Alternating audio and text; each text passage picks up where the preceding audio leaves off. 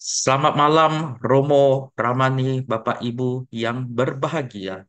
Semoga cahaya tiratana selalu bersemi di dalam hati kita. Semoga dengan kekuatan Buddha, Dhamma, dan Sangha mengkondisikan hati kita penuh dengan metta, cinta kasih, karuna, belas kasihan, mudita, ikut berbahagia, dan UPK keseimbangan batin.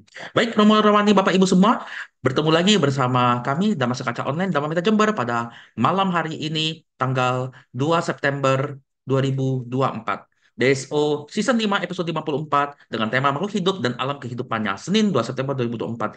Dan pada malam hari ini kita bersama dengan seorang narasumber yang sangat luar biasa di bidangnya. Beliau adalah Dr. Kindela Yunia SPD MPD B. Ya, sebelum kita memulai acara pada malam hari ini, marilah kita bersama-sama membacakan nama Karapata. Nama Karapata. Arahang Sama Sambuddho Bhagawa Buddhang Bhagawantang Abhiwademi Sang Bhagawa yang Maha Suci yang telah mencapai pencerahan sempurna. Aku bersujud di hadapan Sang Buddha, Sang Bhagawa.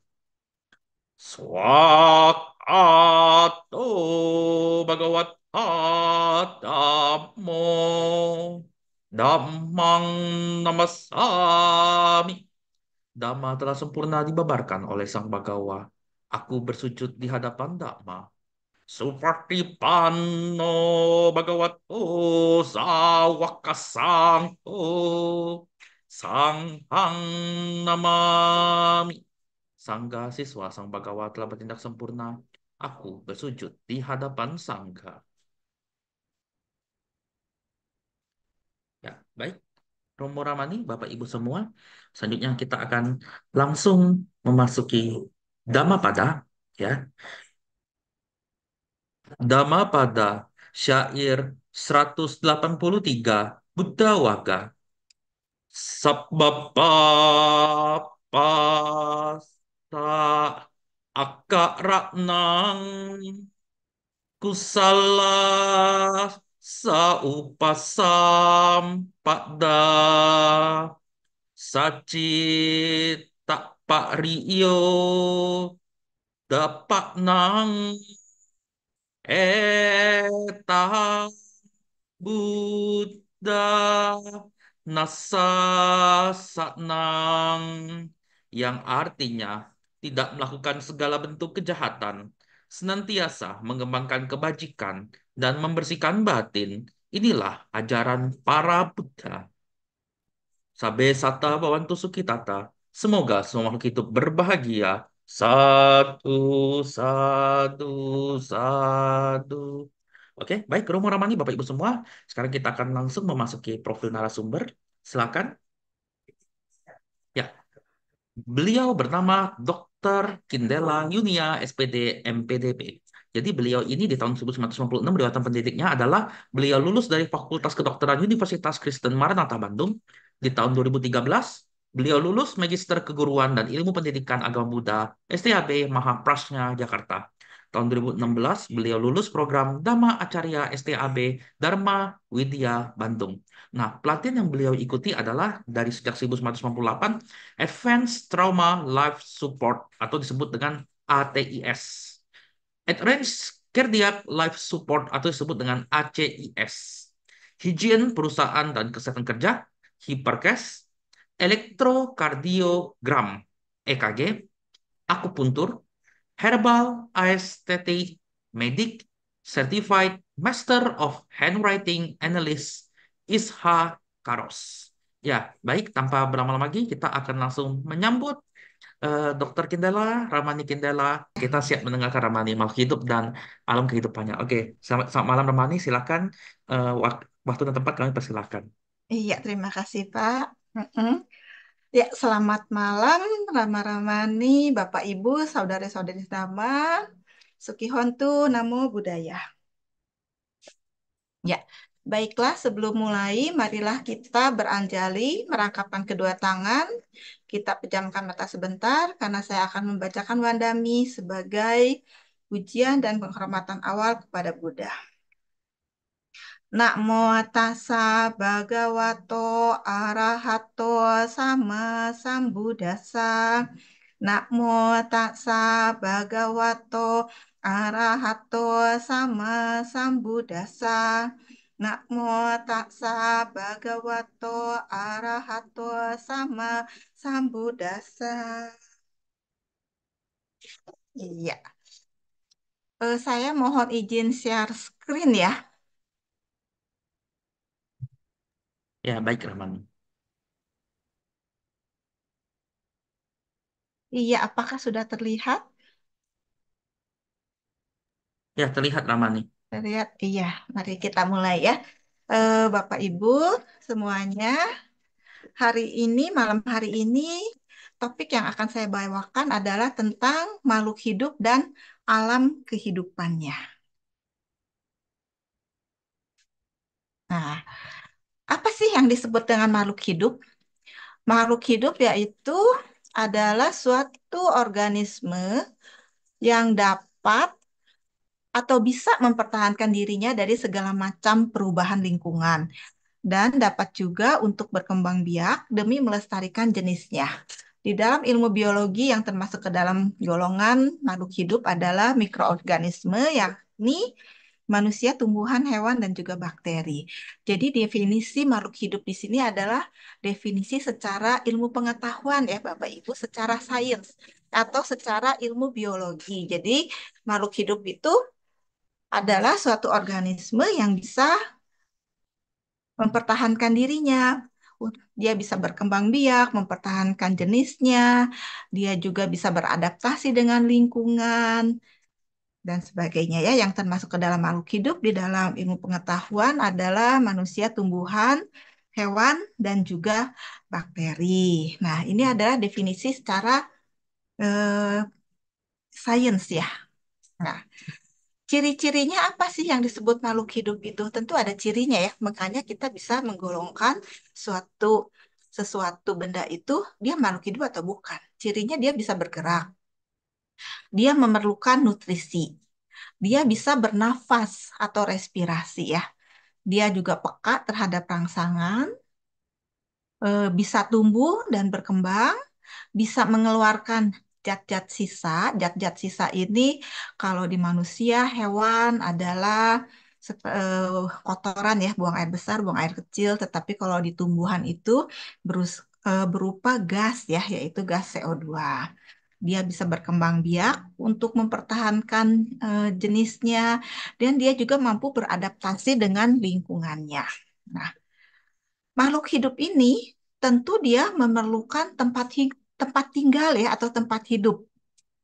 Tempat hidupnya itu disebut dengan habitat, yaitu suatu tempat yang menyediakan semua kebutuhan makhluk hidup agar dapat bertahan hidup. Jadi tadi kan dikatakan makhluk hidup itu dia memerlukan nutrisi ya, memerlukan makanan. Jadi dia juga harus memiliki tempat tinggal. Tempat tinggalnya tentu harus bisa memenuhi kebutuhannya untuk bertahan hidup. Ya, harus ada makanan, air untuk minum, dan lain-lain. Kalau di habitat atau di lingkungannya itu tidak ada makanan atau air, tentu dia nggak akan bisa bertahan hidup, makhluk hidupnya ya. Nah, ini adalah definisi dan ciri makhluk hidup secara sains atau ilmu biologi. Tetapi tentunya malam hari ini saya tidak akan mengajar ilmu biologi ya, Bapak Ibu sekalian. Nah, kita lihat sekarang definisi secara Buddhisme ya. Buddha mengajarkan apa sih? Buddha mengajarkan hidup dan kehidupan itu adalah keadaan hidup yang terus-menerus bergerak tanpa henti. Terus-menerus bergerak tanpa henti. Jadi kita itu hidup, kita terus-terusan bergerak. Bahkan menurut Buddhisme, sampai kita nanti meninggal dunia, bukan hanya manusia, tetapi juga makhluk hidup lain, itu dia akan terus berputar lagi. Jadi dia akan lahir kembali gitu ya, lahir kembali, meninggal, lahir lagi, meninggal, lahir lagi. Nah, proses kehidupan yang terus-menerus ini itu dia nggak akan berhenti. Tetapi ada suatu saat dia berhenti, yaitu setelah dia mencapai kebebasan mutlak atau yang disebut merealisasi nibbana. Jadi sebelum makhluk hidup itu bisa merealisasi nibbana, dia pasti akan terus berputar lahir hidup, lahir kembali, meninggal, lahir kembali, atau yang disebut sebagai lingkaran sangsara ya. Kita terus berputar-putar. Nah, tetapi kita akan bisa selesai atau keluar dari lingkaran kelahiran dan kematian, lingkaran sangsara itu setelah kita merealisasi nibbana. Makanya disebut juga sebagai kebebasan mutlak. Bebas dari kelahiran kembali. Hmm. Nah, tadi makhluk hidup itu kan butuh tempat tinggal secara sains. Nah, sekarang tempat tinggalnya di mana sih kalau menurut Buddhisme? Kalau menurut sains kan kita tinggalnya di bumi ini ya, di bumi yang kita injak ini, tempat tinggal kita sebagai manusia. Nah, menurut Buddhisme, tempat tinggal makhluk hidup itu ada 31 alam. 31 alam. Buddha mengajarkan keberadaan 31 alam ini tersebar di banyak suta-suta ya, di banyak di suta-suta.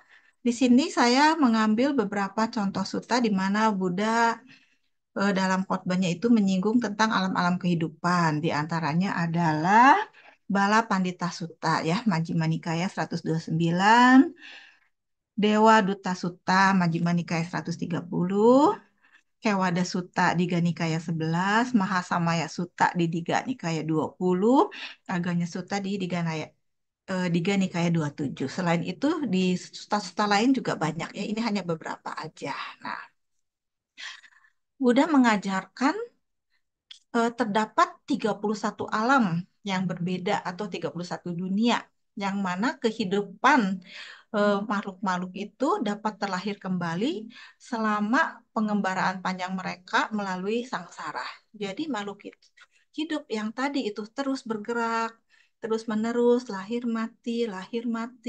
Dia bisa lahir matinya di 31 alam. Jadi banyak, bukan hanya alam manusia seperti yang ilmu pengetahuan ketahui sekarang ini, tetapi banyak. Nanti kita akan lihat ya, Bapak Ibu semua, eh, makhluk hidupnya apa, tinggalnya di mana. Nah, dari 31 alam kehidupan ini, kalau disusun derajatnya dari yang paling menyedihkan sampai yang penuh kebahagiaan, itu ada urutannya ya, dimulai dari alam-alam neraka yang sangat gelap, sangat menyakitkan, penuh dengan kekejaman mungkin ya kalau boleh dibilang, hingga ke alam-alam surgawi yang sangat mulia, yang penuh dengan kebahagiaan, dan alam yang sangat halus.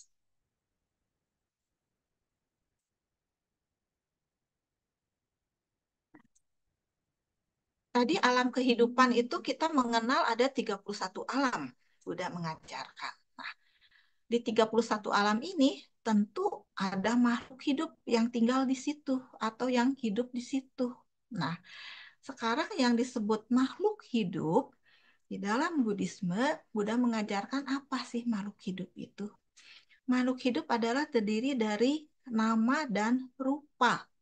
Nama itu adalah batin atau mental, dan rupa adalah badan jasmani atau materi ya, atau materi.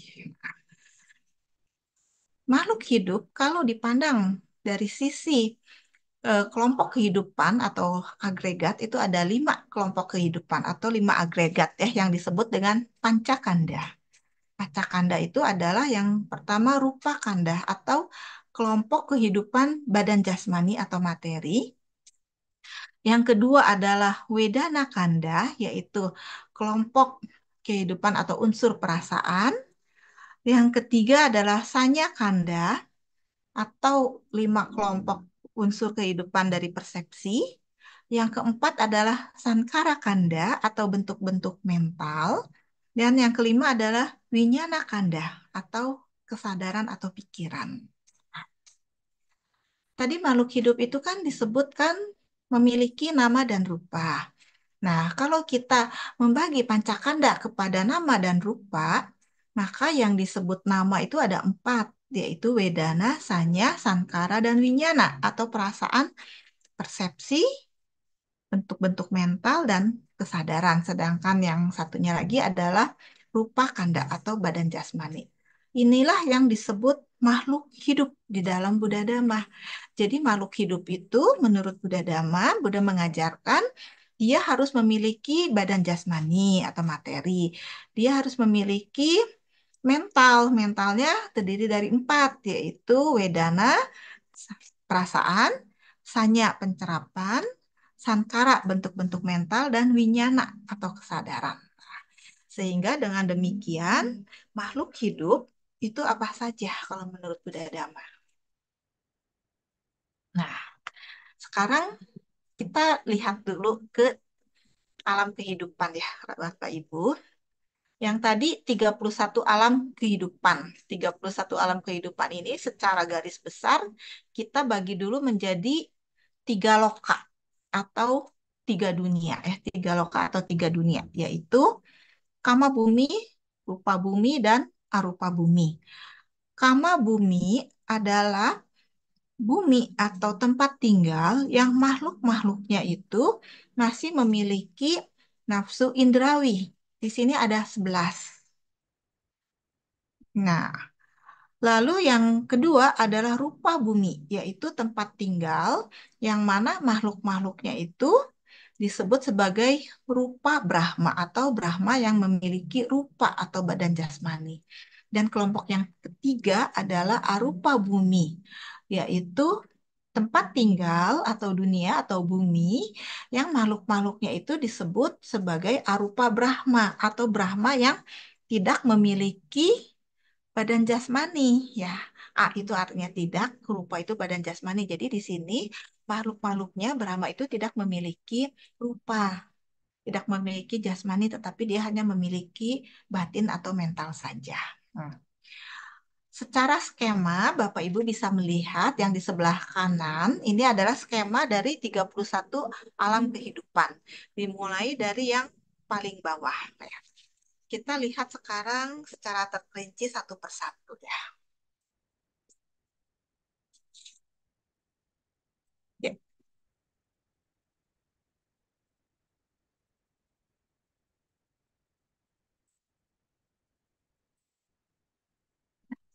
kita lihat dulu kelompok yang pertama, yaitu Kama Bumi 11. Kama Bumi 11 ini terbagi menjadi dua kelompok besar, yaitu bumi yang menderita atau bumi alam kehidupan yang tidak menyenangkan atau yang menderita ya, yang disebut apaya bumi atau dugati bumi 4.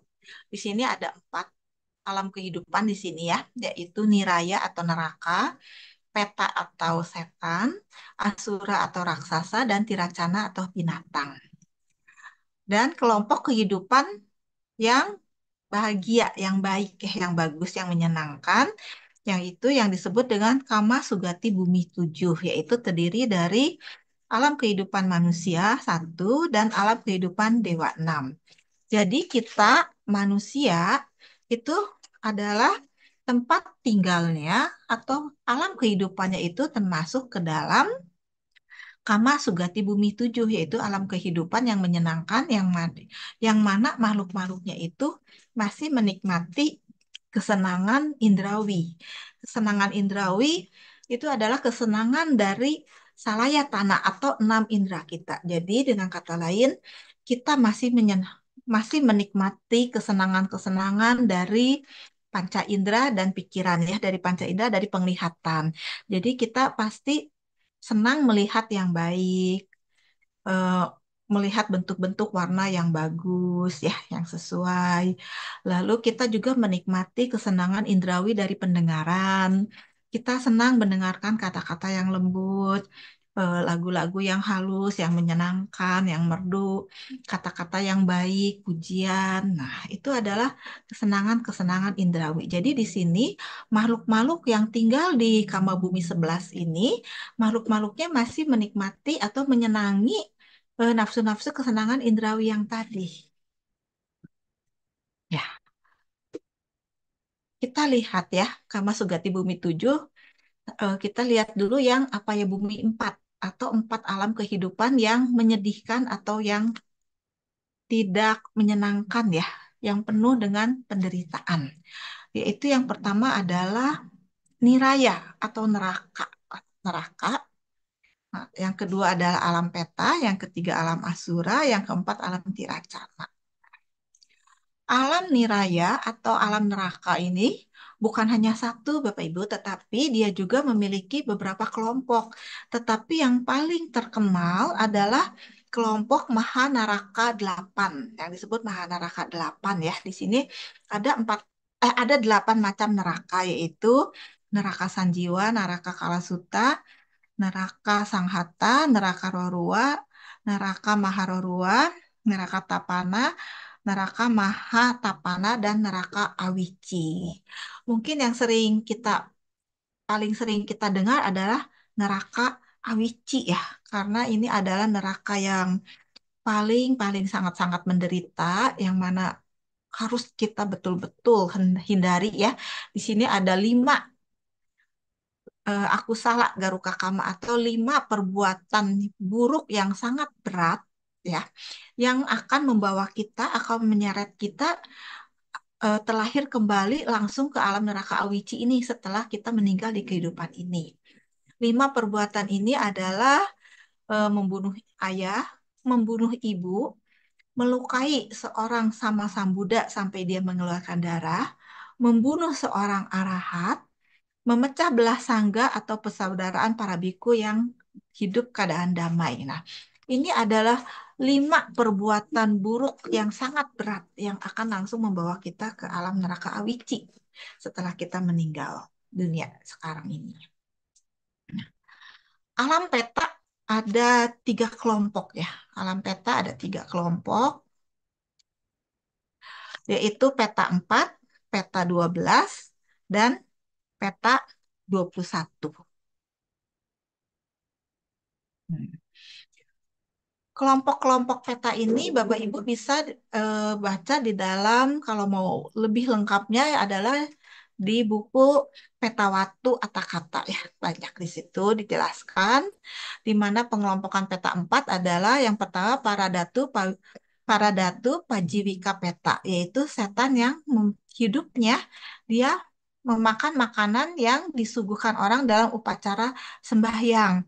Atau kalau kita mempersembahkan makanan di altar untuk sembahyang, nah peta ini bisa menikmatinya. Yang kedua, Kupa Papikas Pasika Peta, peta yang selalu lapar dan haus. Yang ketiga, Nijama Tanika Peta, setan yang selalu kepanasan. Yang keempat adalah Kala Kancika Peta, peta sejenis Asura atau nama Asura yang menjadi peta. Nah, di dalam peta, makhluk-makhluk peta ini satu-satunya peta, satu-satunya peta yang bisa memakan makanan yang disajikan orang di dalam upacara sembahyang hanya para datu Pajiwika Peta. Peta lainnya semua tidak bisa. Yang bisa hanya salah satu ini aja.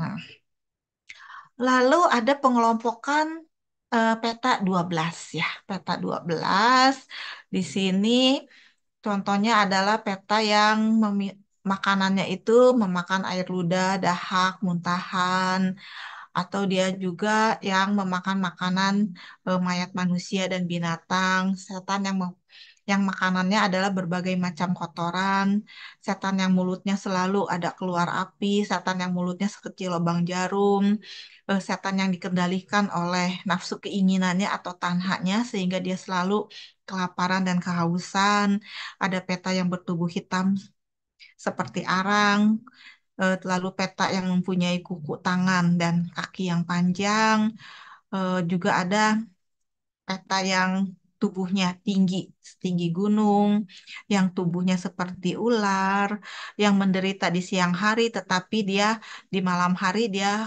eh, bisa hidup senang ya, seperti di dalam kayangan. Ada juga peta yang seperti itu, dan ada juga peta yang mempunyai kekuatan ilmu gaib.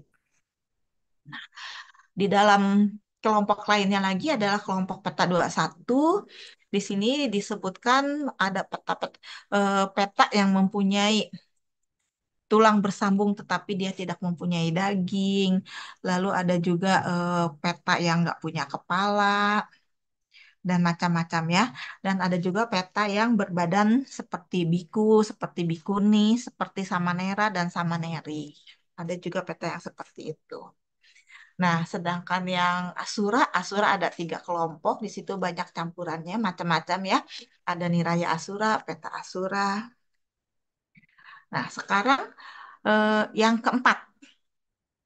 Alam kehidupan yang keempat adalah alam tiracana atau alam binatang. Nah, alam tiracana ini kita sehari-hari bisa lihat mereka, kita hidup bersama-sama mereka ya, karena ada banyak binatang-binatang peliharaan ya yang bisa kita pelihara di dalam rumah. Eh, Alam binatang atau tiracana ini dibagi menjadi 2 kelompok besar dulu ya, yaitu binatang yang tidak terlihat dan yang terlihat. Yang tidak terlihat ini maksudnya adalah yang tidak terlihat dengan mata telanjang, tetapi kita bisa lihat dengan bantuan pembesar, seperti misalnya mikroskop ya. Jadi seperti kutu-kutu yang kita nggak bisa lihat dengan mata, amuba kita nggak bisa lihat dengan mata, tetapi dengan pembesaran yang sekian ribu kali kita bisa lihat. Lalu binatang yang terlihat oleh mata telanjang. Ini dibagi menjadi 4 kelompok. 4 kelompok ditinjau dari kakinya ya. Yang pertama dia nggak punya kaki. Apa ada? Yang nggak punya kaki itu contohnya seperti cacing, ular, dan sebagainya. Lalu yang berkaki dua, pada, yaitu kelompok burung ya, ayam, bangau, burung, dan lain-lain. Lalu yang memiliki kaki 4 atau catu pada, anjing, kucing, gajah, dan lain-lain. Lalu yang memiliki kaki kaki yang banyak atau bahu pada, ini adalah seperti ulet yang kakinya banyak. Nah, jadi binatang yang terlihat dibagi ke dalam jumlah kakinya, menurut jumlah kakinya. Sekarang kita memasuki ke alam Kama Sugati Bumi 7 atau alam kehidupan yang baik, yang menyenangkan, tetapi makhluk-makhluknya masih menikmati kesenangan indrawi ya. Di sini ada manusia 1 dan dewa 6. Nah, manusia 1 tentu kita sudah tidak asing ya, karena kita adalah manusia. Kita manusia dan mudah mengatakan kelahiran kembali sebagai seorang manusia itu sangat-sangat beruntung ya, sangat beruntung sekali karena untuk bisa lahir sebagai manusia itu sangat sulit, sangat sulit sekali. Dan alam ini itu adalah alam yang sangat berharga dikarenakan di alam manusia ini campuran antara kesenangan dan kesakitan atau ketidaksenangan itu sangat-sangat jelas dan kita pasti akan mengalaminya dari mulai kita lahir sampai nanti kita akan meninggal, pasti penderitaan atau ketidaksenangan dan kesenangan atau kebahagiaan itu pasti kita akan alami silih berganti ya terus, dan ini kita rasakannya sangat jelas, makanya ini adalah unik, unik sekali. Nah, karena kesenangan dan ketidaksenangannya itu sangat jelas, maka ini adalah alam yang sangat optimal untuk kita bisa mengembangkan kebajikan kita.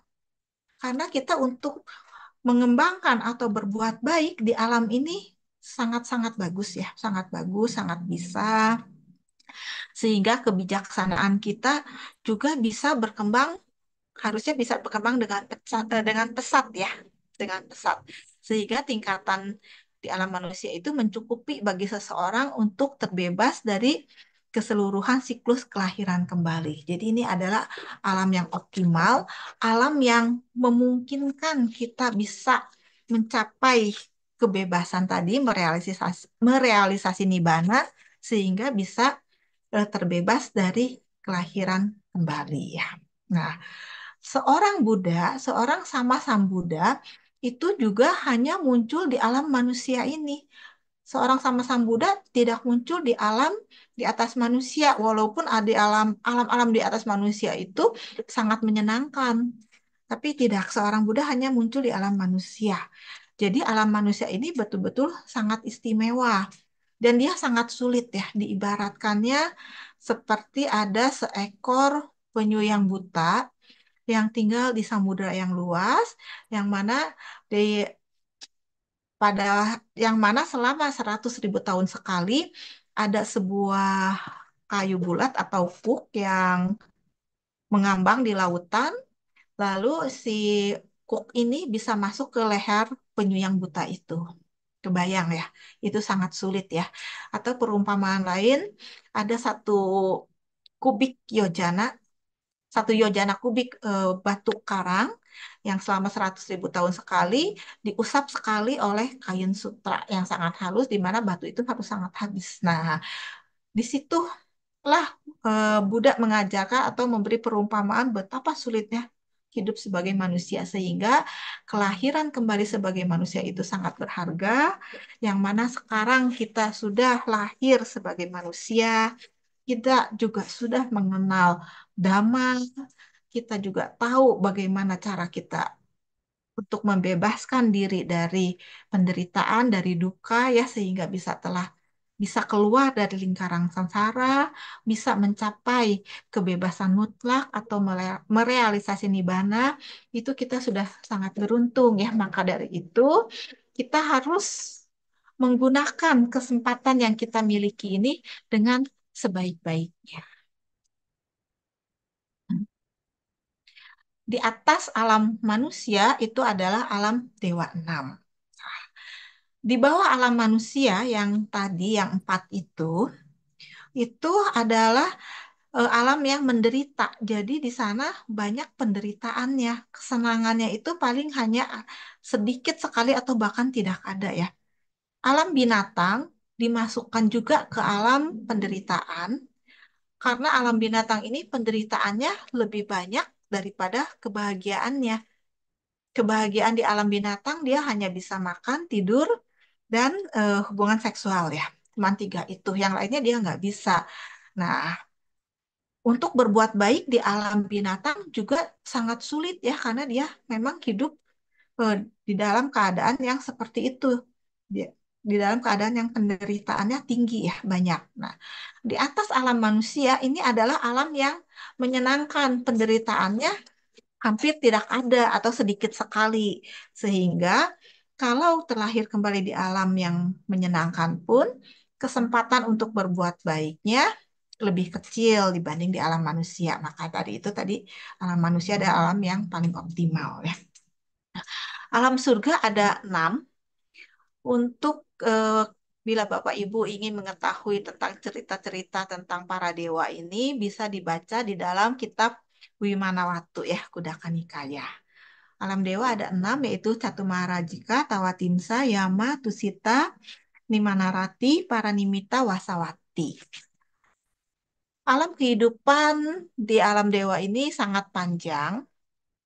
Di sini dikatakan satu hari di alam Catu Maharajika itu sama dengan kurang lebih 50 tahun alam kehidupan manusia. Sehingga kalau dihitung sebagai tahun manusia, dia usianya kurang lebih 9 juta tahun. Nah, Tawa Timsah kurang lebih 36 juta tahun dan sampai para Nimita Wasawati itu 9.216 juta tahun. Jadi usia makhluk alam dewa ini sangat-sangat panjang ya, sangat-sangat panjang.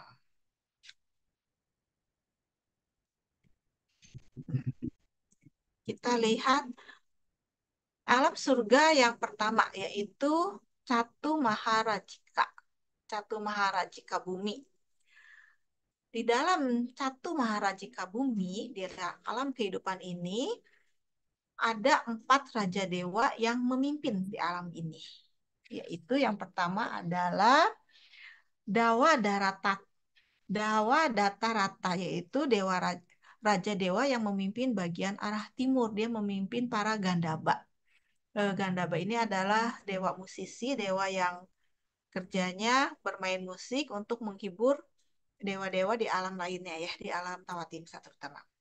Yang kedua adalah Dawa Wiruhalka, yaitu Raja Dewa yang memimpin bagian atau arah selatan. Dia memimpin para Kumbada, yaitu penjaga hutan, gunung, dan harta karun yang tersembunyi. Yang ketiga adalah Dawa Wirupaka, Raja Dewa yang memimpin bagian barat. Dia memimpin para naga ya, yaitu makhluk setengah dewa yang berbentuk naga. Yang keempat adalah Dawa Wesawana, Raja Dewa yang memimpin bagian atau arah utara. Dia memimpin para yaka atau makhluk halus.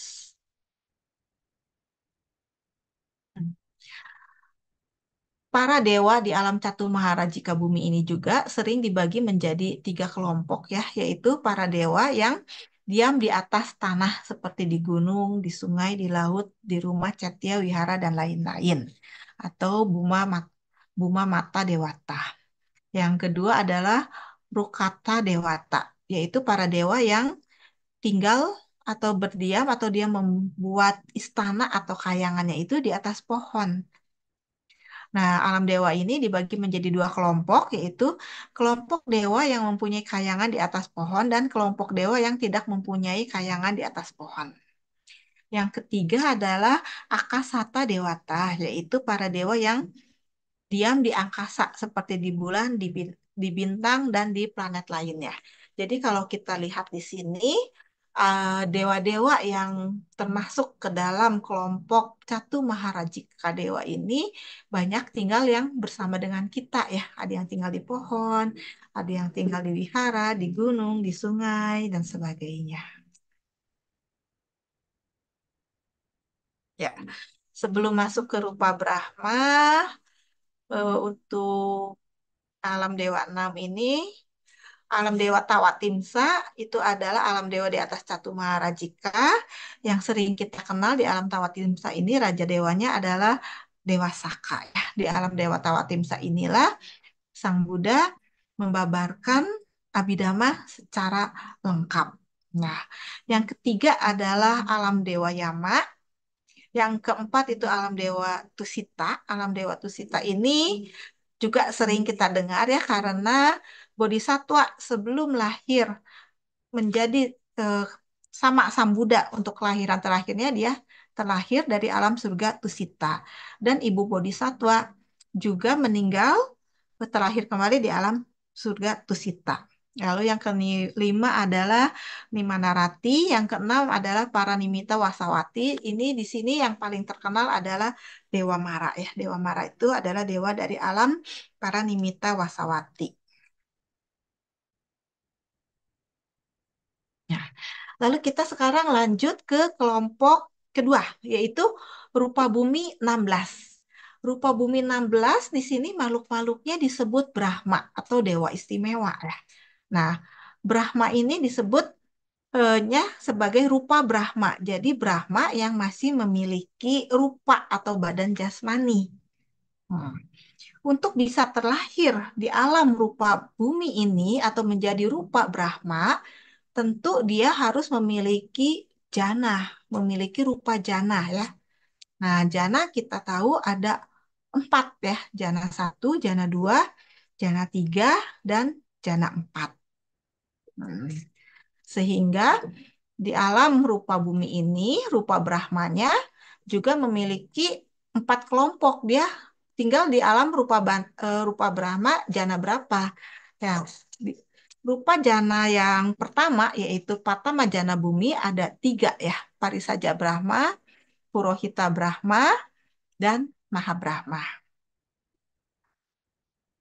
Yang kedua yaitu alam jana 2, rupa bumi alam jana 2. Di sini ada 3 alam juga, Paritaba Brahma, Apamanya Brahma, dan Abasara Brahma. Yang ketiga yaitu rupa bumi alam jana 3. Juga ada 3 kelompok. Ada 3 kelompok alam yaitu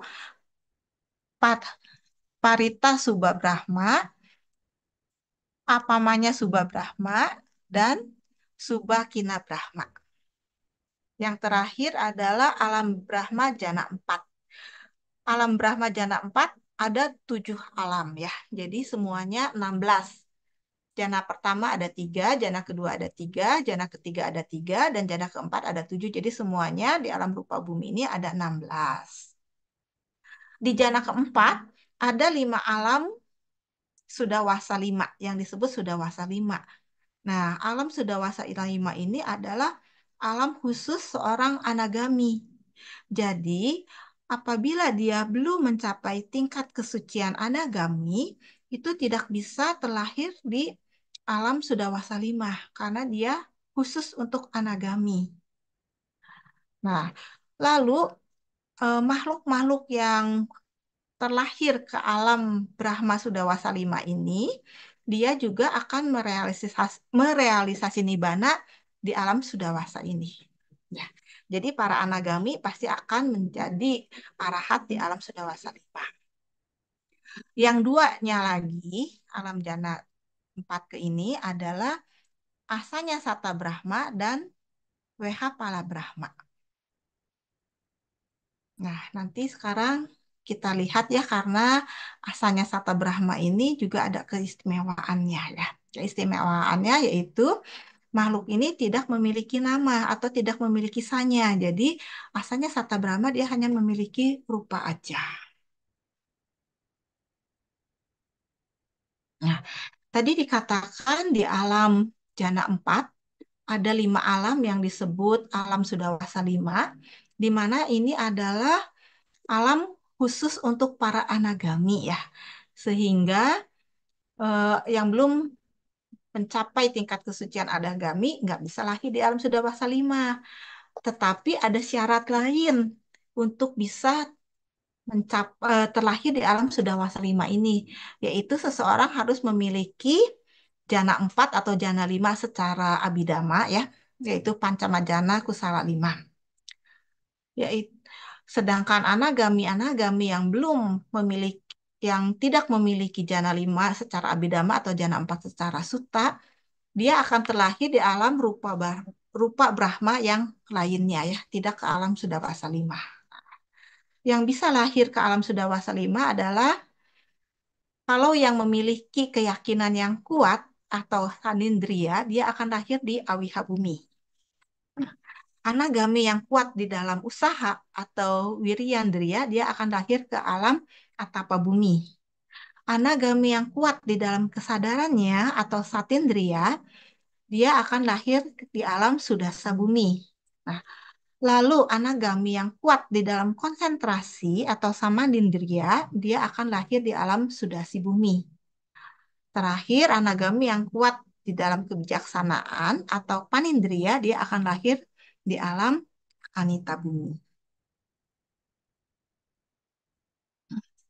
Sekarang kelompok kehidupan yang terakhir ya, yang ketiga, yaitu arupa bumi 4. Di sini makhluk-makhluknya disebut Brahma arupa atau arupa Brahma ya. A itu tidak, rupa itu badan jasmani, sehingga makhluk-makhluk di sini atau Brahma arupa Brahma ini dia tidak memiliki badan jasmani, tetapi dia hanya memiliki batin saja atau hanya memiliki nama saja. Ada 4 yaitu Akasananca Yatana Brahma, Winyananca Yatana Brahma, dan Akincana Yatana Brahma, dan yang terakhir adalah Newasanya Nasanya Yatana Brahma. Yang sering kita kenal mungkin yang ketiga dan keempat ya, Akincana Yatana Brahma ini adalah tempat kelahiran kembali guru dari Petapa Gotama sewaktu bertapa, yaitu Alarakalama ya. Alarakalama itu terakhir kembali di Akincana Yatana Brahma. Sedangkan guru Petapa Gotama yang kedua yaitu Udakarama Putta terakhir kembali di Newasanya Nasanya Yatana Brahma. Nah, Bapak Ibu sekalian, tadi itu adalah tempat tinggal dari makhluk hidup ya atau alam kehidupan. Ada 31 alam. Nah, sekarang yang disebut makhluk hidup ini saya ulang tadi itu makhluk hidup itu memiliki nama dan rupa ya. kalau ditinjau dari sisi pancakanda berarti dia memiliki rupa atau badan jasmani, dia memiliki wedana atau perasaan, dia memiliki sanya atau persepsi, dia memiliki sankara atau faktor-faktor mental atau bentuk-bentuk mental, dan dia memiliki winyana atau kesadaran. Nah, sekarang kita akan lihat ya, apakah makhluk hidup di 31 alam kehidupan ini, apakah semuanya memiliki pancakanda?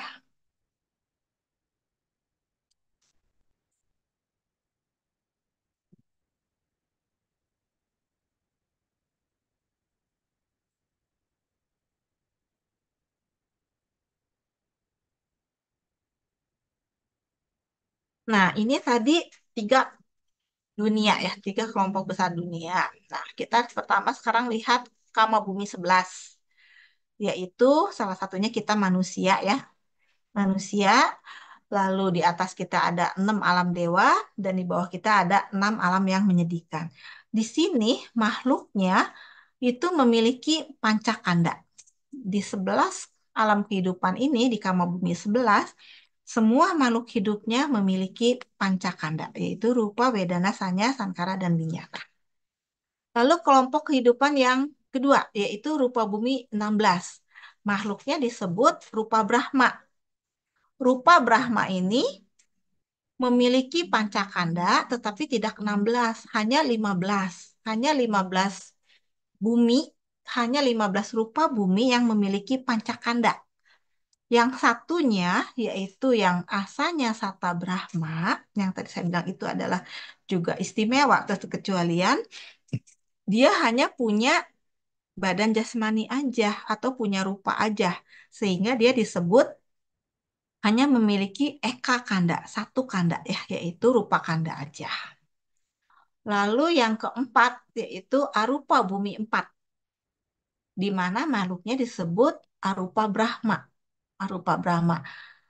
Sesuai dengan namanya, Brahma di sini dia tidak memiliki badan jasmani, sehingga dia hanya memiliki batin aja atau memiliki nama saja, sehingga dia hanya memiliki 4 kanda atau catu kanda, yaitu Wedana, Sanya, Sankara, dan Winyana.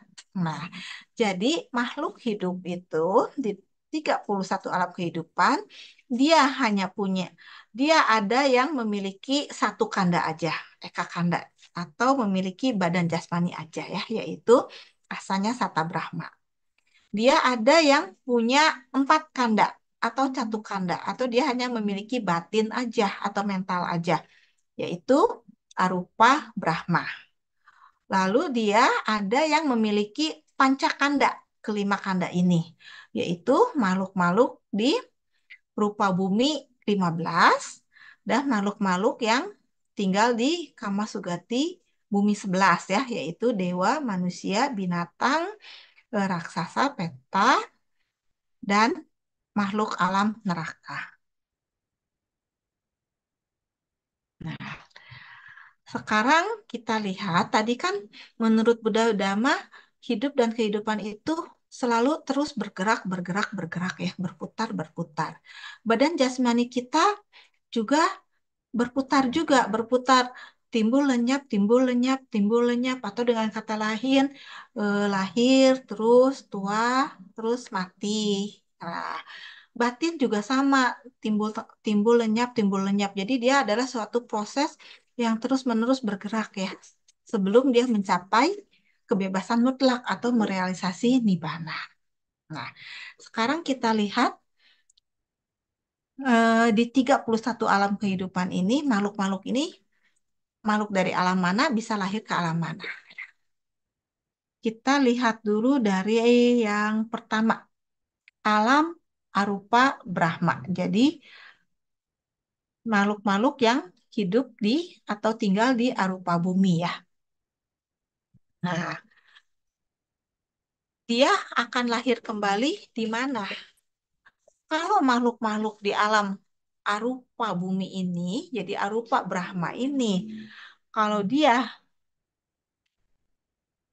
mengembangkan meditasinya, dia akan lahir bisa di tingkat yang sama atau yang lebih tinggi. Jadi arupa bumi tadi ada empat ya, Bapak Ibu, yaitu akasananca, winyananca, akincana yatana, dan newasanya nasana yatana. Jadi kalau dia makhluk itu lahir misalnya di winyananca yatana yang kedua, kalau dia masih bermeditasi, terus dia bisa lahir di tingkat yang sama. Kalau dia meningkat meditasinya mengembangkan yang lebih tinggi, dia akan lahir di tingkat yang lebih tinggi, yaitu ke akincana atau ke newasanya. Tetapi dia tidak bisa lahir di bawahnya. Jadi dari winyananca nggak bisa lahir ke akasananca ya tanah. Nah, tetapi kalau dia tidak mengembangkan jananya, dia akan lahir ke kama bumi menjadi Tihetuka Pugala. Kama bumi ini berarti adalah yang menyenangkan ya, kama sugati bumi tujuh. Bisa di alam manusia atau bisa di alam dewa. Dan dia menjadi manusia yang memiliki tiga hetu atau tihetuka, yaitu aloba, adosa, dan amoha. Tetapi kalau dia sudah mencapai tingkat kesucian atau yang disebut dengan Arya Pugala Rupa Brahma, dia tidak akan lahir ke alam kama bumi lagi. Jadi kalau dia sudah Arya Pugala Arupa Brahma, kalau belum mencapai Nibbana atau merealisasi Nibbana dalam kehidupannya itu, dia akan lahir kembali dan pasti lahir kembalinya akan di alam arupa bumi lagi. Ya, nggak mungkin ke alam kama bumi dan pasti dia akan naik tingkat di alam arupa buminya juga. Nah, kelompok yang kedua yaitu rupa Brahma. Rupa Brahma kalau dia anagami berarti dia akan terlahir di alam Sudawasa bumi lima ya. Kalau dia memiliki panca majana jana ya atau jana lima atau jana empat. Nah, di alam Sudawasa lima itu kan ada lima alam Sudawasa. Nah, kalau misalnya Anagami ini dia lahir kembali di alam Sudawasanya bukan yang kelima, tetapi yang di bawahnya, yang ke satu sampai keempat. Nah, lalu belum capai Nibbana. Dia pasti akan lahir lagi di alam Sudawasa bumi, tetapi di tingkat yang lebih tinggi. Nggak mungkin sama. Dan dia harus menjadi arahat di alam ini. Jadi kalau Anagami sudah lahir ke alam Sudawasa, dia akan parinibbana di alam ini, akan menjadi arahat di alam ini, nggak akan ke alam yang lainnya lagi. Nah, itu untuk yang anagami. Sedangkan untuk yang rupa Brahma lainnya,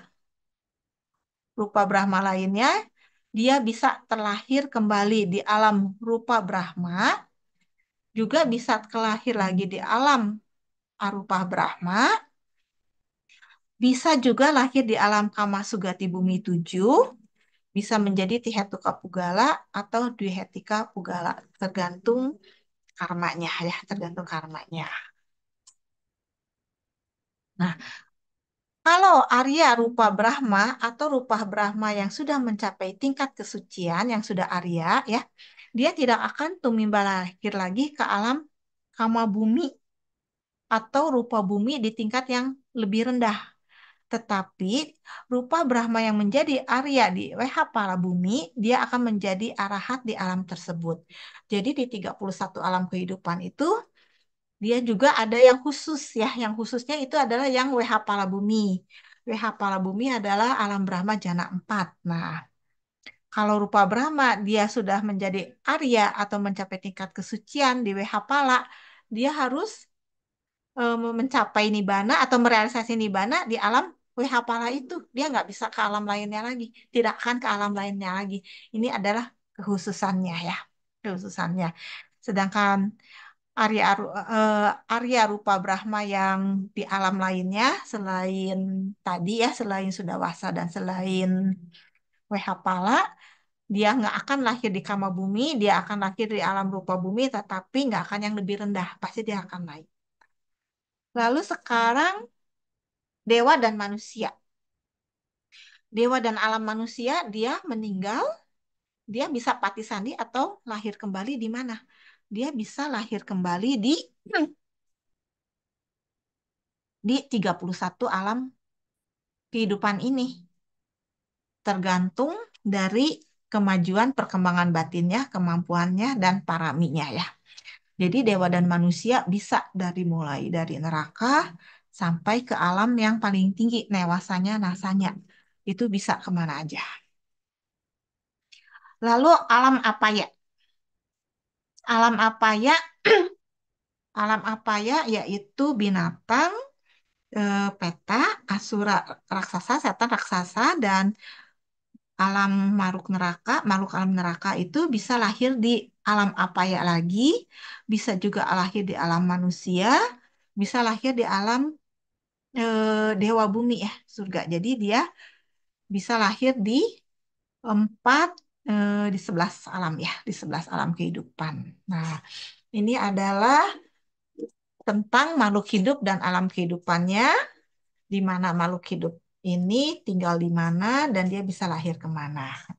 Demikian yang bisa saya sampaikan pada malam hari ini. Saya tutup dulu. Saya kembalikan kepada moderator. Saya stop share dulu ya.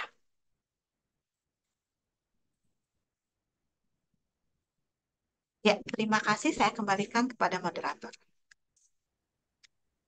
Romo Ramani, Bapak Ibu, bagi yang ingin bertanya, kami persilakan.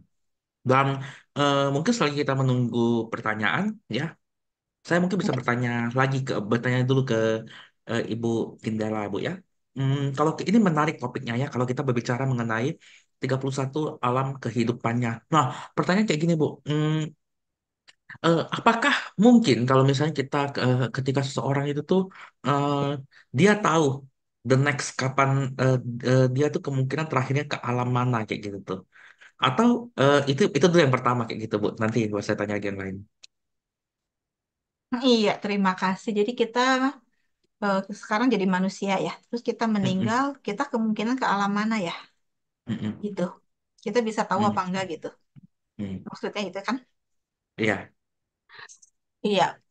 Yang untuk menentukan kita akan lahir ke alam mana, yang pertama itu adalah, ada nggak sih Garuka Karma? Garuka Karma ini ada dua ya. Ada yang kusala, yang baik, dan yang aku salah. Yang aku salah tadi sudah ada ya di slide ya, yang 5 itu ya. Jadi ada 5 perbuatan, yaitu membunuh ayah, membunuh ibu, melukai seorang budak sampai mengeluarkan darah, lalu membunuh seorang ahad, dan memecah belah sangga yang lagi damai. Nah, ini nggak bisa ditawar tuh. Kalau ada 5 perbuatan ini, dia pasti akan terlahir kembali di alam neraka yang paling buruk, yang paling rendah, yaitu neraka Awici. Sebetulnya ada satu lagi yaitu niata micaditi kama, yaitu dia menyebarkan pandangan salah demi keuntungan diri sendiri secara terus-menerus. Ini juga Garuka Kama, kalau itu ada, dia akan terlahir kembali nggak ke neraka sih, bukan ke neraka Awici, tetapi ke alam peta atau asura salah satu. Itu juga Garuka Kama. Itu yang buruk. Nah, lalu ada yang baik kan? Kalau tadi perbuatan buruknya, sekarang perbuatan baiknya yang Garuka juga, yang berat juga, perbuatan baik yang sangat berat, yaitu adalah pencapaian jana. Jadi kalau seseorang yang memiliki jana yang kuat dan dia bisa mempertahankan jananya sampai dia meninggal, itu juga Garuka Kama, dia akan lahir kembali ke alam jana, yaitu arupa jana atau rupa jana, sesuai dengan jana yang dimilikinya, gitu. Nah, itu satu.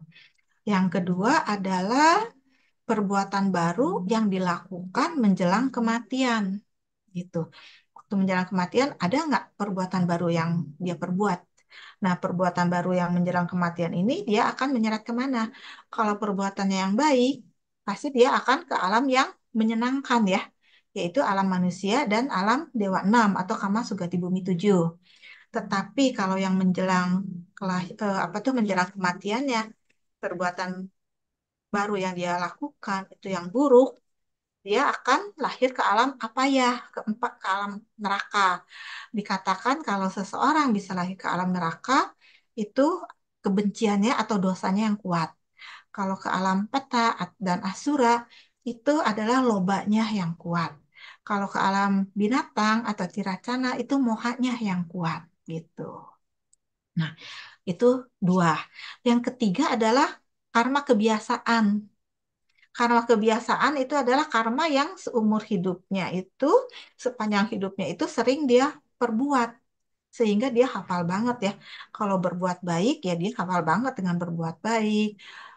Dia mampu mengingat kembali perbuatan baiknya. Kalau dia kebiasaannya berbuat yang buruk, nah pasti keinget juga tuh. Karena sering ya, karena sering hafal perbuatan buruknya. Nah itu yang akan menyeret dia kemana? Kalau ke banyak kebiasaannya, kebiasaan yang baik, tentu dia akan ke Kamasukati Bumi 7. Tetapi kalau perbuatan yang buruk yang dia sering, berarti dia kemungkinan besar bisa ke alam apa ya. Nah, kalau karma kebiasaan nggak ada, berarti yang keempat adalah kata karma atau karma yang apa ya? Mungkin kalau kita boleh bilang apa aja bisa muncul deh pada saat itu gitu karena garuka nggak ada, menjelang kematian karma baru nggak ada, karma kebiasaan nggak ada, ya udah apa aja yang ada gitu. Tetapi eh, karma yang apa aja yang ada ini tapi dia cukup berpotensi membuat kelahiran kembali. Dia berpotensi memiliki kekuatan untuk lahir kembali. Nah, lahir kembalinya kemana? Ya tergantung karma yang muncul mana. Kalau yang baik tentu ke alam Kamasugati Bumi 7. Kalau yang buruk kemungkinan besar ke alam apa ya Bumi 4. Nah, sebenarnya orang mau meninggal itu ada ciri-cirinya. Sebetulnya mungkin kalau kita menyadari, kita tahu, itu kita sudah ada tandanya ya, yang disebut nimita, tanda-tanda batin, tanda-tanda batin yang nimita ini. Biasanya udah menjelang kematian, jadi itu tahu tuh tanda-tanda batin ini. Tanda-tanda batin ini ada yang tanda perbuatan kama nimita, yaitu pada waktu kita hidup, sepanjang kita hidup, perbuatan apa sih yang terbayang pada waktu kita mati, mau meninggal gitu. Perbuatan baik atau buruk. Kalau baik ya biasa ya ke alam yang bagus, kalau yang buruk pasti ke alam menderita gitu, kama nimita. Terus ada juga yang objeknya yang terbayang. Jadi objeknya itu contohnya kalau misalnya kita berdana, yang kita lihat pandangannya itu mimita yang muncul adalah objek yang kita danakan. Misalnya kita berdana makanan, makanannya yang kita lihat. Kalau kita berdana uang, uangnya yang kita lihat. Kita berdana jubah, pakaian, rumah, bendanya itu yang terlihat. Lalu yang nimita yang ketiga itu gati nimita yaitu objek yang terbayang pada waktu kita mau meninggal itu adalah objek yang akan membawa kita ke alam yang mana. Contohnya kalau kita melihat makhluk-makhluk alam surga, para dewa-dewi itu kemungkinan besar berarti kita akan lahir ke alam dewa gitu. Tapi kalau kita melihat api, melihat anjing neraka, itu kemungkinan besar berarti kita akan lahir ke alam neraka. Kalau kita melihat padang rumput kayak gitu itu biasanya ke alam binatang. Di buku-buku disebutkan seperti itu, Pak. Ya, semoga bisa diterima, Ya, bisa jelas. Mhm. ya, jelas Ramani. Ramani, ini ada satu case lagi. Jadi kita kan tahu ya ada satu kejadian yang di mana Raja Pasenedi memiliki istri, ya saya lupa namanya siapa itu, yang di Ratu mana Malika. waktu Mhm. ya Ratu Malika, ya pasti tahu kejadian itu di mana Ratu Malika tuh sempat 7 hari dan kemudian abis itu Ratu Malika tuh baru naik ke Tusita kayak gitu. Padahal dia banyak berbuat kebajikan. Dan in one case ada di mana seseorang yang dulunya kaya, terus dia tuh karena orang tuanya tidak pernah mengajarin, dia jatuh miskin dan dia tuh diajak mencuri. Terus waktu dia mau dihukum mati raja, Sang Mogalan Bante Mogalana melihat kalau orang ini kalau dia nggak bantu bisa terlahir di alam bawah. Waktu itu Bante Mogalana muncul dan dia dikasih makanan, dia bertanya ke Bante Mogalana. Padahal banyak perbuatan jahat yang dilakukan. Nah, ini kan ada dua perbandingan ya. Satu berbuat banyak kebajikan, dia jatuh 7 hari. Satu yang berbuat banyak perbuatan tidak baik, ketemu Bante, terus dia terlahir di alam dewa kayak gitu. Eh, Memang ini adalah karma karma menjelang kematian yang dilakukan. Akan tetapi setelahnya itu bagaimana ya maksudnya tuh kayak gitu ya. Maksudnya kayak eh, kenapa bisa kenapa bisa seperti itu kayak gitu. Jadi kalau memang begitu bagaimana kita bisa kayak menampung karma baik yang sudah kita buat supaya kita memang bisa mengarahkan pikiran kesadaran kita selalu seperti itu kayak gitu di dua case seperti ini. Iya, terima kasih. Ini Hmm. mungkin banyak orang yang selalu ngomong, ngapain sih berbuat baik? Toh nanti terakhir kalau berbuat buruk, ke alam buruk ya. Terus dalam dunia nyata sekarang ini, misalnya dia banyak berbuat baik, ternyata kok hidupnya banyak menderita. Atau kebalikannya orang jahat, kok hidupnya senang ya, ya kaya lah, bahagia. Akhirnya orang bilang, bohong tuh Kak, Pak. Mungkin banyak yang seperti itu ngomongnya. Nah, sekarang kita balik ke case contoh Ratu Malika ya. Ratu Malika itu kan perbuatan baiknya itu luar biasa banyak ya, kalau kita boleh bilang ya. Hmm. Nah, tapi dia ada satu perbuatan buruk yang dia lakukan ya waktu itu. Hmm. Pas waktu menjelang kematian, kalau boleh dibilang sial mungkin ya, celakanya dia mengingat perbuatan buruknya itu sehingga dia lahir ke alam neraka.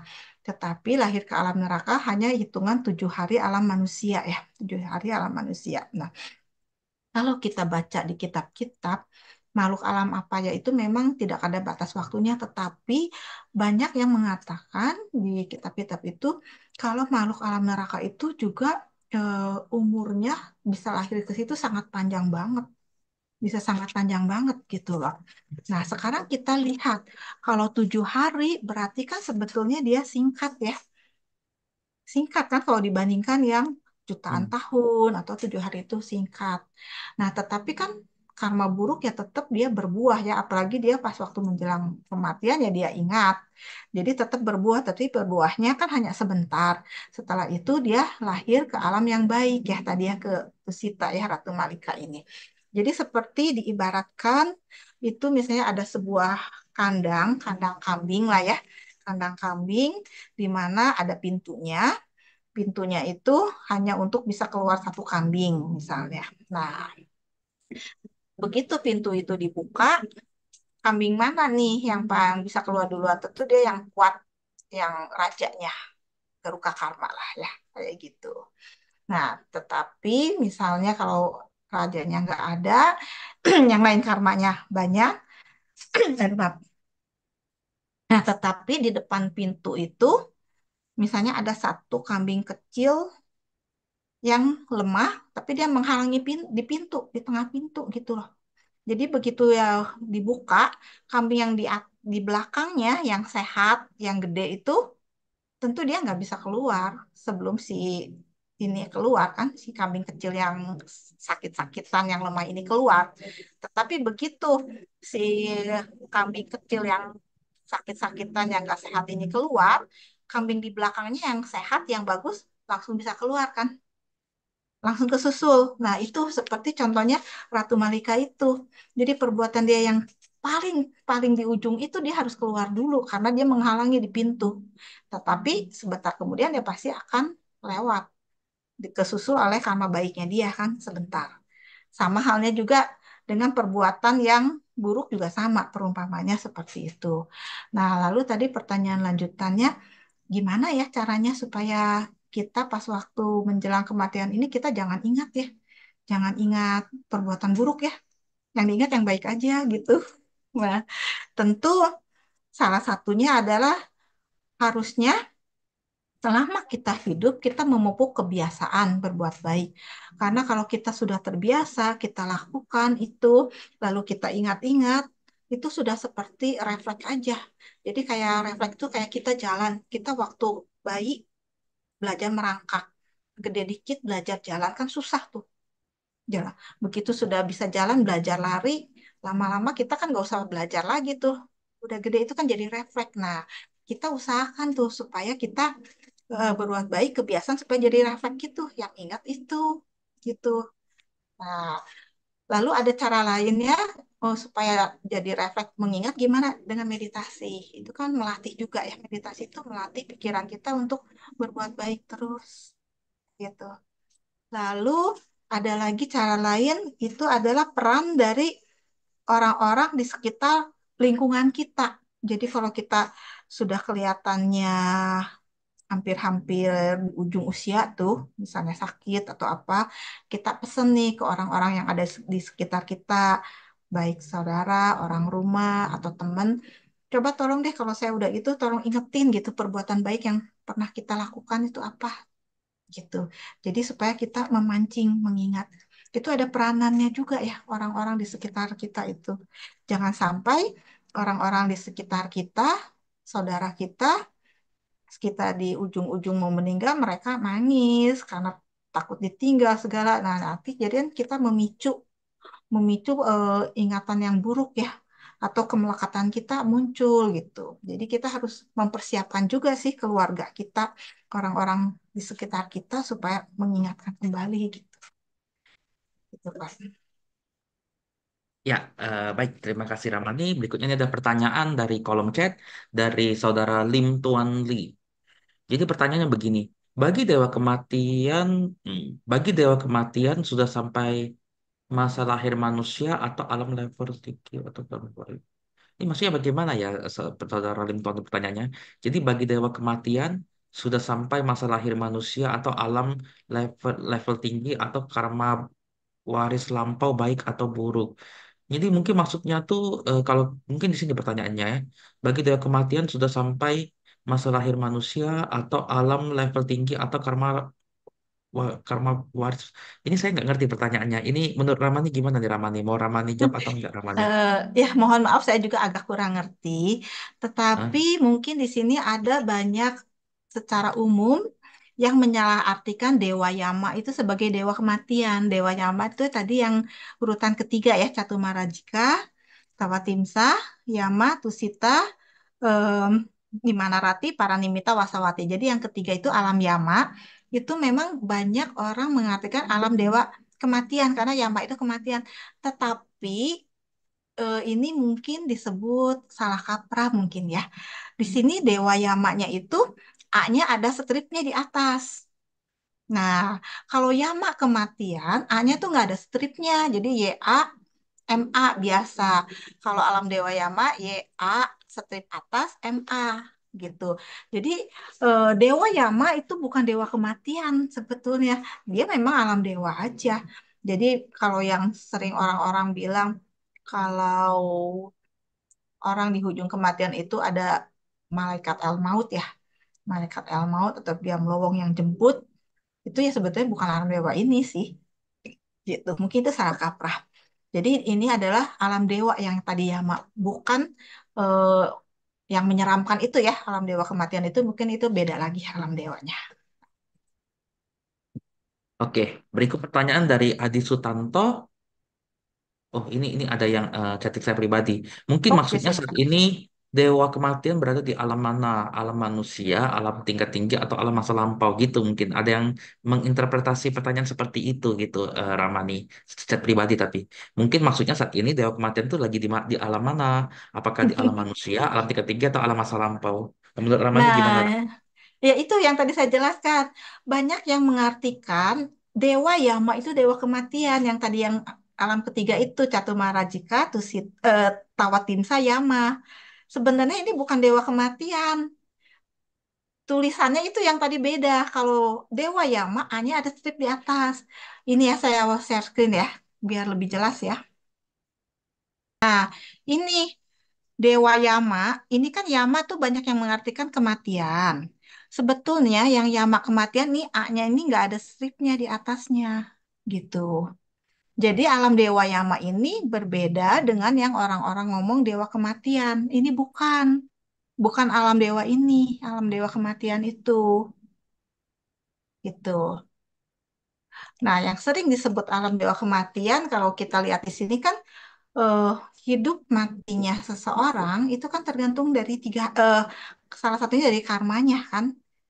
Jadi sebetulnya sekarang dewanya mau jemput itu maksudnya supaya dia mati atau enggak ya itu mah karmanya mau mati atau enggak. Tetapi kalau misalnya eh, manusianya ini pas selama hidupnya kebajikannya banyak dan dia akan terlahir kembali ke alam dewa, ya mungkin ada dewa yang mau menjemput, mungkin aja. Tapi kalau dia mau lahir ke alam apa ya, apa dewanya mau jemput gitu, nganterin ke alam apa ya, kan enggak juga. Yang banyak disalahartikan orang itu yang tadi Dewa Yama itu maksudnya bukan dewa kematian. Dibedakan dari huruf A ya. Kalau A yang ada strip itu tetap alam dewa ya, bukan yang kematian itu. Memang sih ada juga cerita-cerita yang raja raja alam neraka ya, raja alam neraka, Giam Lowong gitu.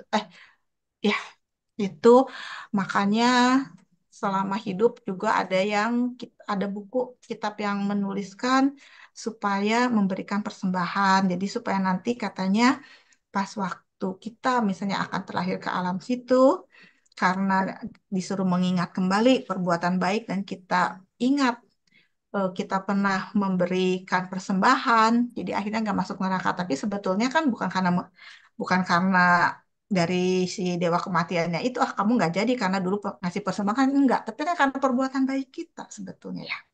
Kita karena berbuat baik kan, berdana dan kita ingat dana itu waktu menjelang kematian ya akhirnya kita lahir ke alam yang baik gitu.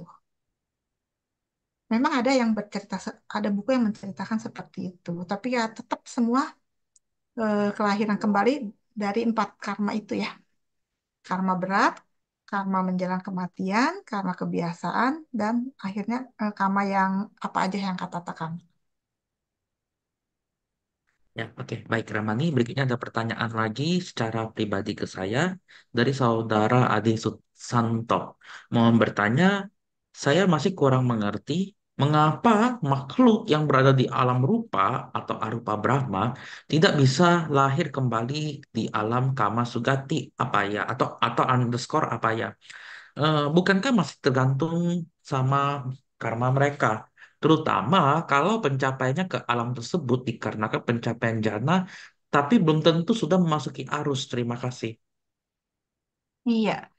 Saya share screen lagi ya tabelnya ya, biar lebih jelas ya. Makhluk di alam rupa Brahma atau rupa Brahma, kenapa nggak bisa lahir di alam Kamasugati Bumi 7 ya?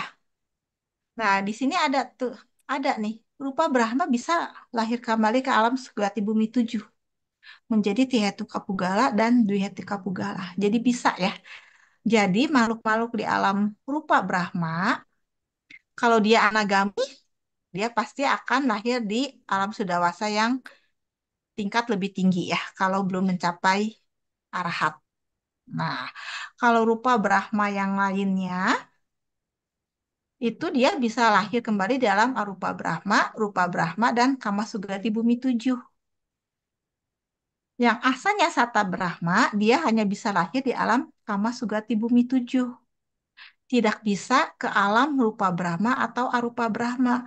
Karena makhluk alam asalnya Sata ini atau asalnya Sata Brahma, dia kan nggak punya nama. Dia kan hanya punya rupa atau badan jasmani aja ya. Sehingga dia tidak bisa mengembangkan jananya. Dia kan nggak bisa bermeditasi karena hanya punya rupa, nggak punya batin. Sehingga pada waktu dia meninggal, berarti kan dia udah nggak punya jana kan? Berarti dia akan terlahir di alam Kama Sugati Bumi 7. Karena dia tingkatannya sudah tinggi, yang nggak bisa dia langsung lahir ke neraka tuh nggak. Jadi maksudnya nggak akan langsung meluncur gitu, nggak. Pasti akan bertahap karena dia kan kebajikannya pasti sudah sangat banyak, makanya bisa terlahir di alam Brahma. Terus tadi pertanyaannya apa lagi? Sudah menjawab belum? Hmm, Bukankah masih tergantung pada karma mereka? Terutama kalau pencapaian ke alam tersebut dikatakan pencapaian jana, tapi belum tentu sudah memasuki arus.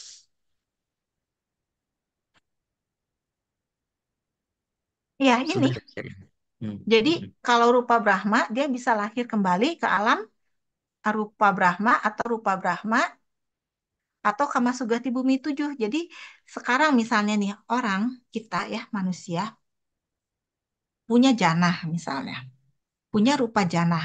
Lalu lahir di alam rupa Brahma ya menjadi rupa Brahma. Nah, kalau di alam rupa Brahma itu makhluk ini mengembangkan jananya, kalau dia mengembangkan jananya memiliki arupa jana, dia akan lahir ke alam arupa bumi menjadi arupa Brahma.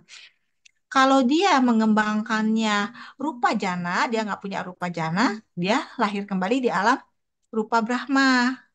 Tetapi kalau dia tidak mengembangkan jananya, jadi jananya habis, dia akan lahir ke alam Kama Sugati Bumi 7, gitu, manusia atau dewa. Ini yang makhluk yang bukan makhluk suci. Ya, kalau yang makhluk suci, dia nggak akan lahir kembali ke alam Kama Sugati Bumi 7. Ini makhluk suci ya, berarti dia Sotapana dan Sakadagami. Itu nggak akan lahir ke alam Kama Sugati Bumi 7. Gitu. Tetapi dia akan lahir lagi di alam rupa bumi, tetapi tingkatannya yang lebih tinggi. Kan rupa bumi ada 15 tingkatan. Ya. Nah, kecuali dia lahir di alam Wehapala. Ini khusus. Kalau dia lahir di alam Wehapala, dia makhluk suci di situ. Katakanlah sekarang dia Sotapana, lahir di Wehapala. Dia harus arahatnya di Wehapala juga. Nggak akan ke alam yang lainnya gitu. Karena dia sudah puas dengan alam itu. Jadi dia pasti akan arahat di alam situ. Gimana? Sudah menjawab belum? Eh, orangnya belum ada kabar tapi ya oke lah Ramani. Saya pikir oke ya sudah ya. Jadi tabel ini bisa di screenshot tuh untuk jadi pegangan. Untuk jadi pegangan ya. Jadi tahu kalau rupa Brahma itu dibagi dulu. Dia Nagami bukan. Dia Asanya Sata bukan. Dia Arya Pugala bukan. Atau dia makhluk awam gitu. Jadi beda-beda tuh kelompoknya. Jadi yang ditanyakan yang mana? Yang sudah Arya atau belum? Gitu. Nah, ini Ramani, beda beda beda dewa manusia sama dewa yang di misal kayak dewa Akasaka Cebu Mata itu tuh gimana ya Ramani ya? Ini bukan dewa manusia ya, ini maksudnya dewa dan manusia ya. Alam dewa dan Oh, manusia. oh iya iya iya iya baik baik baik. Jadi bukan dewa manusia tapi alam dewa dan alam makhluk dewa dan alam manusia. Oke, oke, baik Ramani. Nggak ada Mungkin stripnya ya. Kalau yang ini tiga ada stripnya kan. Arupa Brahma, oh, Rupa Brahma. iya, iya, Iya, baik, baik. Ya, Ramani, mungkin yang tadi itu adalah pertanyaan terakhir, Ramani. Mungkin Ramani bisa memberikan sebuah closing statement, Ramani, kesimpulan mengenai acara kita pada malam hari ini, Ramani. Silakan. sebelum closing statement, nah kita mau bahas sedikit ya masih keburu ya. Boleh, boleh, Nah, silakan, silakan, satu kan waktu. tadi dikatakan ada 31 alam kehidupan nih. Hmm. Nah, kita kemungkinan bisa pernah pernah hidup di berapa alam nih dari 31 alam kehidupan ini? Kemungkinan katanya kita semua pernah sampai alam dewa, tapi belum ke Brahma, katanya gitu ya, Ramani ya. Enggak, kemungkinannya aja lah dari 31 alam ini kita pernah tinggal di mana? Ada kemungkinan kita mungkin sudah setengah lebih kemungkinan. Mungkin Hmm, 20 Kita, mungkin. kita bisa tinggal di mana maksudnya? Kita bisa lahir di mana? Ki- Kita bisa lahir Atau di pernah di manusia, mana? dewa kayak gitu. Eh, kita Kalau tuh bisa, memilih. kita tuh pernah lahir, kemungkinan tuh pernah lahir di 26 alam. Kenapa Hmm. lahir di 26 alam? Karena tadi di 31 alam itu ada alam sudawasa 5 ya, 5 alam sudawasa yang mana yang bisa lahir ke situ adalah anagami. Kan kita belum pernah anagami. Jadi kita bisa kemungkinan itu pernah hidup di 31 kurangi 5. Jadi kita kemungkinan besar pernah hidup di 26 alam gitu. Atau kita bisa kemungkinannya ya lahirnya bisa di 26 alam ya syukur-syukur kita nggak pernah ke alam apa ya gitu. Syukur-syukur di alam yang bagus terus. Nah, cuman ini sih kita secara pembelajaran ya kita tahu. Jadi dari 31 alam ini kemungkinan besar kita itu pernah tinggal di 26. Yang limanya nggak mungkin karena khusus anagami dan dia harus nibana di alam itu, di alam Sudawasa 5 itu yang khusus anagami. Nah, ini juga kemungkinan untuk memperjelas juga ya, untuk memperjelas juga. Terus kita pernah nggak sih dulu hidup di alam Brahma atau Arupara Brahma? Ya mungkin sih mungkin aja pernah aja gitu. Mungkin aja kita nggak tahu. Ya, sebetulnya ada juga sih kalau misalnya karena baik kita sekarang lagi bagus, ciri-ciri kita dulu pernah tinggal di sana juga ada sih sebetulnya. Ya, tapi itu di luar ini ya, saya nggak akan bahas itu. Nah, demikian kita hari ini kita membahas tentang apa sih itu kriteria makhluk hidup menurut Buddha Dhamma. Jadi semoga Bapak Ibu semua sudah bisa menjawab tuh pohon itu makhluk hidup apa bukan? Yang disebut makhluk hidup itu apa? Gitu ya. Terus makhluk hidup itu, ah iya, gimana Pak? Ada yang mau tanya dulu? Nggak ada kayaknya nih. Ini sudah semua nih. Coba saya lihat di kolom YouTube ya, Ramani. Mm-mm. Ya, Oke, oke. silakan. Sudah, udah semua Oh, nih saya lihat. sudah ya. Ah, Nah, ya. jadi kita mudah-mudahan bisa mengetahui ya kriteria makhluk hidup secara Buddhisme bagaimana bedanya dengan sains seperti apa gitu. Jadi kita sudah tahu mengapa tumbuhan pohon itu tidak termasuk makhluk hidup kalau di dalam Buddha Dhamma ya. Nah, lalu makhluk hidup itu memiliki tempat tinggal dan ternyata tempat tinggalnya sangat banyak ada di 31 alam kehidupan. Lalu makhluk-makhluk di 31 alam kehidupan ini ternyata nggak semuanya punya pancakanda ya. Ada yang punya satu kanda, yaitu punya badan jasmani aja. Ada yang punya batin aja. Ada yang punya nama dan rupa. Tapi itu dia semua makhluk hidup. Nah, semoga dengan penjelasan ini, dengan apa yang telah kita pelajari malam hari ini, kita semua bisa lebih mengetahui ya posisi kita di mana. Lalu sekarang kita lahir sebagai manusia itu keuntungannya apa? Tadi sudah dibahas. Semoga kita semua bisa terus berbuat kebaikan sehingga kita akhirnya bisa merealisasi nibbana. Seperti itu. Terima kasih atas perhatian Bapak Ibu semua. Selamat malam. Tihontu Namo Buddhaya. Namo Buddhaya. Oke, baik. Sekali lagi terima kasih kepada Ramani Kidela atas waktu kesempatannya mengisi materi pada hari ini. Semoga dapat mencerahkan kita semua.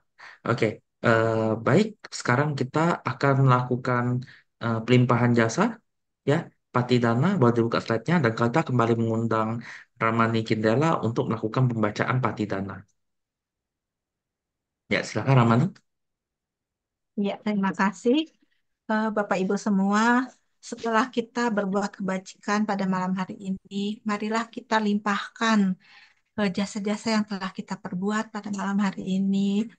Semoga kepada para leluhur bisa menikmatinya, atau juga kepada mereka yang bersesuaian berkaitan karma dengan kita, bisa menikmatinya dan ikut berbahagia demi kebahagiaan mereka semua. Ya, punya sidani kata nyananya ni kata nime te sanca bagino hontu sat sata pana naka pama naka yepia gunawan taca mahyang nata pita dayo ditame capia ditawa anye maja tawere rino Sata titanti lokasming tebuma catuyonika panceka catuwokara sangsaranta bawa bawe nyata me capya di empat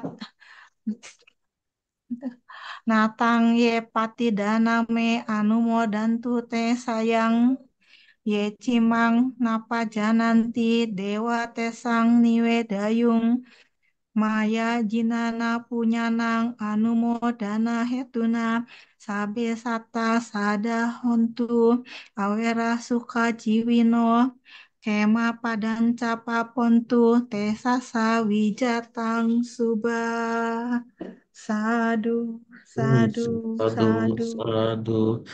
Baik, sekali lagi terima kasih kepada Ramani Kendela atas waktu dan kesempatannya dan semoga dapat mencerahkan kita semua. Baik, kita akan menutup uh, Damasa Kaca Online ini dan Meta Jember dengan membacakan nama Karapata. Nama Karapata. Arahang Sama Sambut. Oh, Bagawa. Butang Bagawantang Abiwademi. Swakato Bhagavata Dhammo Dhammang Namasami Supatipanno Bhagavato Sawaka Sangho Sanghang Namami Sabbe Sata Bhavantu Sukhitata. Semoga semua itu berbahagia. Satu, satu, satu. Ya, silakan untuk pengumuman kami segenap kru kerabat kerja Tamu Meta Jember undur diri dan sampai jumpa di Tamu Meta Jember berikutnya.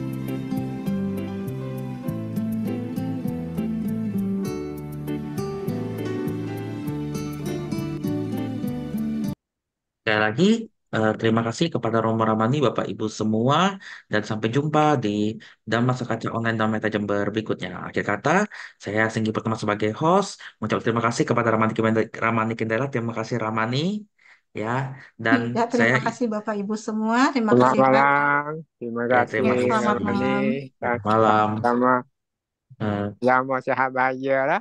Terima kasih jumpa eh, lagi. Sama-sama. Malam. Ya, ya, dan saya izin undur diri ya, Ramani semuanya. Ya. Selamat malam. Ya, terima kasih. Saya izin live juga.